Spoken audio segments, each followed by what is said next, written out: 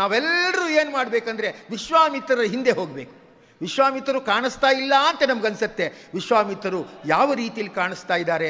ಗಾಯತ್ರಿ ಮಂತ್ರದ ರೀತಿಯಲ್ಲಿ ಕಾಣಿಸ್ತಾ ಇದ್ದಾರೆ.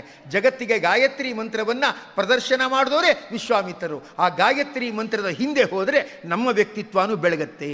ಯಾಕಂದರೆ ಗಾಯತ್ರಿ ಹೇಳೋದೇನು? ಧಿಯೋಯೋನ ಪ್ರಚೋದಯಾತ್, ನಮಗೆ ಒಳ್ಳೆ ಬುದ್ಧಿಯನ್ನು ಕೊಡಲಿ ಅಂತ. ದೇವರ ಹತ್ರ ಏನು ಕೇಳಿದ್ದಾರೆ ಗೊತ್ತಾ? ಧಿಯೋಯೋನ ಪ್ರಚೋದಯಾತ್, ನಮಗೆ ಬುದ್ಧಿ ಕೊಡು. ಬುದ್ಧಿ ಕೊಟ್ಟರೆ ನಾವೇ ಏನು ಮಾಡ್ತೀವಿ? ಅವಕಾಶ ಕಂಡುಹಿಡ್ಕೊಳ್ತೇವೆ, ನಾವೇ ಶ್ರಮ ಪಟ್ಟು ಫಲಾನ ಪಡ್ಕೊಳ್ತೇವೆ ಅಲ್ವಾ? ಅದಕ್ಕೆ ದೇವರ ಹತ್ರ ಏನು ಕೇಳಬೇಕು? ಬುದ್ಧಿ ಕೇಳಬೇಕು. ಬುದ್ಧಿಯನ್ನು ಪಡೆದ್ರೆ ಅವನು ಏನು ಬೇಕಾದರೂ ಮಾಡ್ಕೊಳ್ತಾ ಇರ್ತಕ್ಕಂಥವನಾಗ್ತಾನೆ.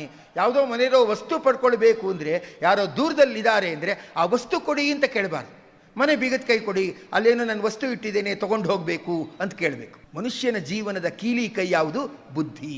ಅದರಿಂದ ಗಾಯತ್ರಿ ಹಿಂದೆ ಹೋಗಬೇಕಂದ್ರೇನು? ಬುದ್ಧಿಯ ಹಿಂದೆ ಹೋಗಬೇಕು, ಗಾಯತ್ರಿ ಮಂತ್ರದ ಹಿಂದೆ ಹೋಗಬೇಕು. ಅವನು ಬುದ್ಧಿವಂತನಾದರೆ ಶ್ರೇಷ್ಠವಾಗಿರ್ತಕ್ಕಂಥ ವ್ಯಕ್ತಿ ಆಗ್ತಾನೆ. ಹಿಂದೆ ಎಲ್ಲ ನಮಸ್ಕಾರ ಮಾಡ್ತಾ ಇದ್ದರೆ ಹಿರಿಯರು ಆಶೀರ್ವಾದ ಮಾಡ್ತಾ ಇದ್ದಿದ್ದು, ಚೆನ್ನಾಗಿ ವಿದ್ಯಾವಂತನಾಗಿ ಬುದ್ಧಿವಂತನಾಗಿ ಬಾಳು ಅಂತ ಹೇಳ್ತಾ ಇದ್ರು.